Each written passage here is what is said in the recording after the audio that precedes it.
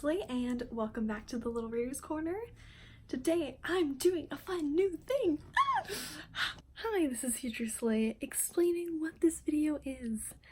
So this is a challenge. If you want to do it, you can do it as well. I'm not going to tag anyone in this video exactly, but if you wanted to do it and you're interested, go ahead and do it. So basically you just ask people on Twitter, somewhere, social media, life, for a set of emojis, and then you try to make a story out of those emojis within 1 minute. You time yourself, try to get as much of a story out of there as possible within that 1 minute, and that is it. Okay, so I asked for your help on Twitter to send me 3 random emojis and I was going to do a fun video out of it. This is that video.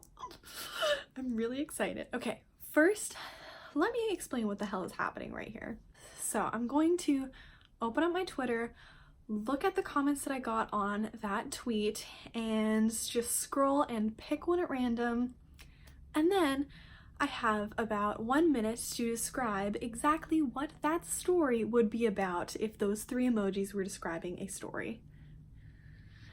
Fun little writing activity for an author that hasn't written anything in a while. Can I even be called an author if I haven't published any of my books yet?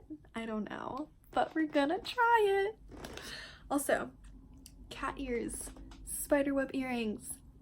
It's spooky season.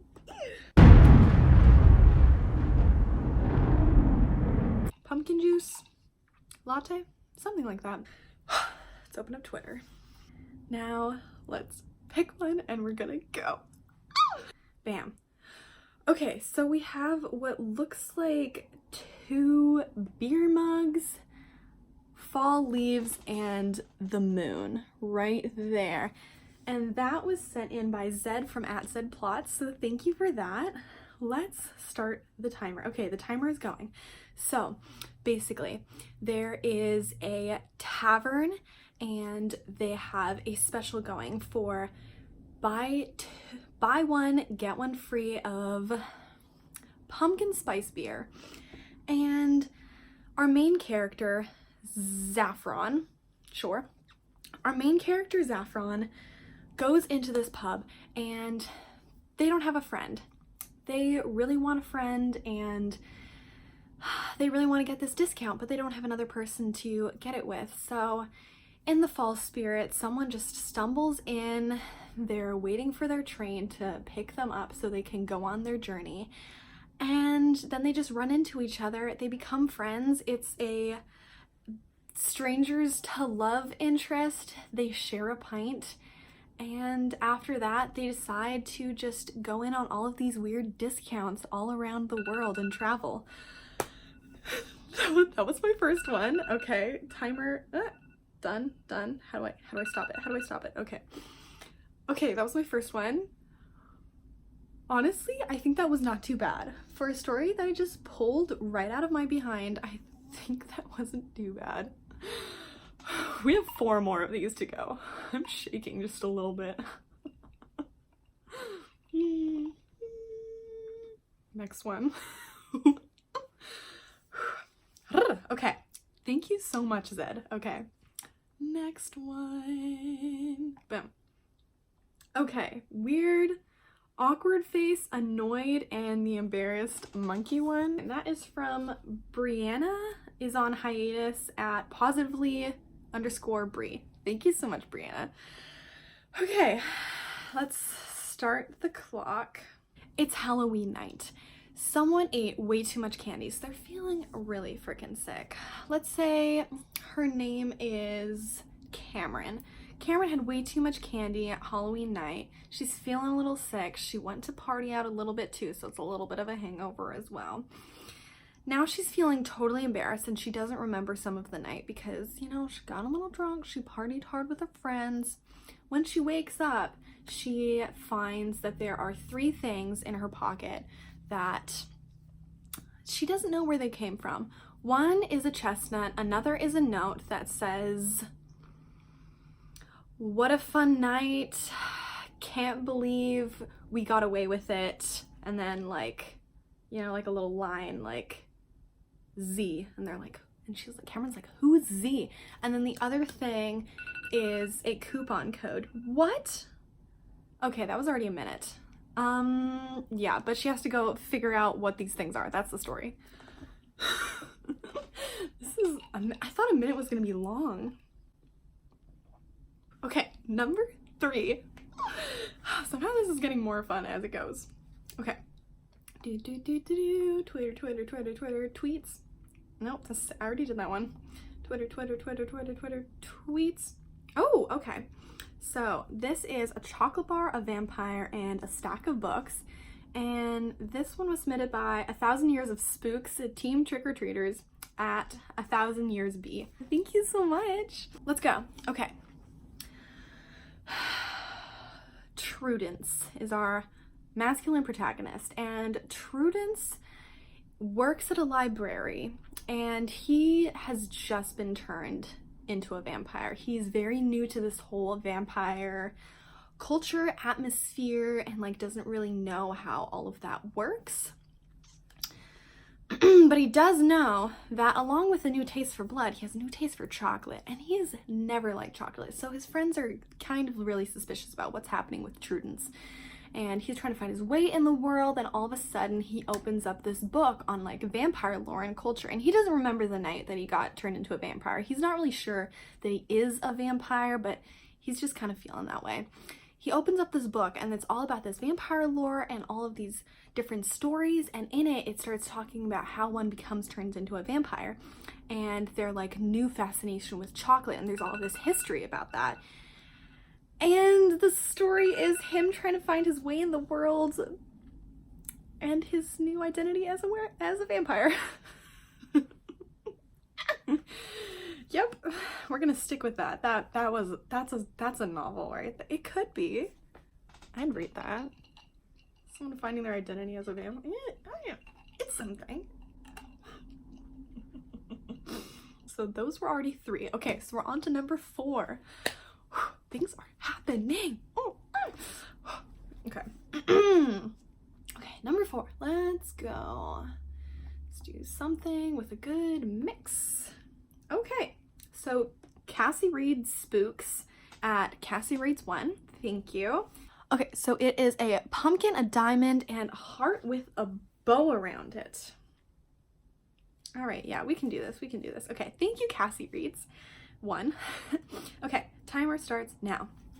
What was it? Oh god, I forgot. Okay. Okay, it's Halloween night, and Florence really wants her boyfriend to propose. This is like a classic rom-com. She's really annoyed that he hasn't proposed yet. They've got a baby on the way. She keeps seeing like all of these trick-or-treaters out trick-or-treating. Her parents have been really on her case, and they're like really controlling. So she goes out trick-or-treating with her little cousins, and they go through the neighborhood, and they're going to different places.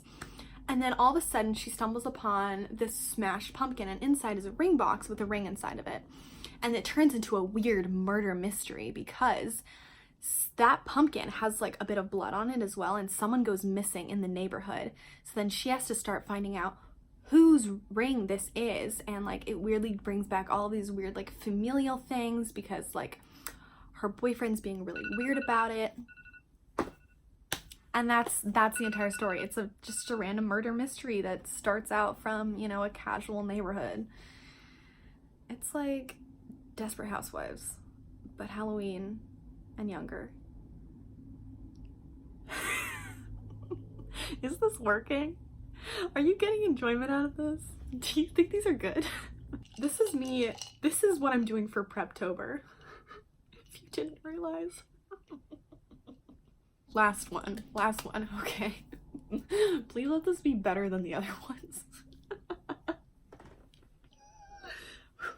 Okay, number 5. We can do this. We can do this. Okay, I'm looking at you. We can do this. Ding ding ding ding ding ding ding ding ding ding ding. Oh, it's from Jade. Oh, that's sweet. Okay. Okay, so I landed on Jade's from, okay, it's Jaded Reader. Oh, haha. Jaded Reaper at Jaded Reader. So hers is Sparkle Stars Bumblebee Sushi. Okay, I can do this. Sparkle Stars Bumblebee Sushi. Okay. Our story starts off at midnight. Edgar is going out to get sushi. Edgar's actually a beekeeper, and it's been a long beekeeping shift, doing all the honeycomb things, you know, beekeeper life. Goes out for sushi, and there's something weird in the air, but also it's like Halloween night. Edgar's not really into Halloween. They're just kind of like, okay, whatever, Halloween. They go into this sushi restaurant, and all of the customers in there seem kind of funky. Edgar doesn't really believe in kind of like magic or anything like that, so Edgar's just kind of doing their own thing. Then they realize that they're actually all supernatural creatures, and they have to go on this large quest about bees and sushi. Oh, it fell apart! No! Damn it. Okay, if I had 2 minutes, I feel like I could have wrapped that up into like a full-on plot. I never got into the plot. Let's say it's like ancestral familial things. Something to do with bee magic. Okay, there we go. I wrapped it up. That's fine. When did this happen? What? When did... Okay. Ha! Okay. So that was it. I did it. I made it through. Thank you to everyone who submitted some emojis for me to scroll through and like randomly choose some from.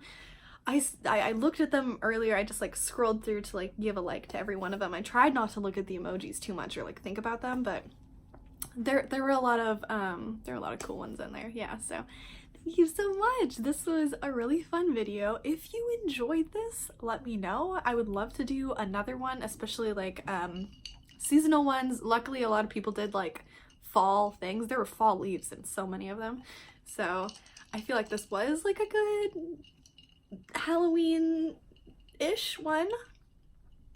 Either way, I made it Halloween-y, so but I would love to do these seasonally if you enjoyed this. And it was a fun little writing exercise, I think, as well, so good fun stuff. Thank you so much for watching. As I said, if you enjoyed it, give it a like. Let me know in the comments if you want me to do this again. Until next time, stay spooky. Bye!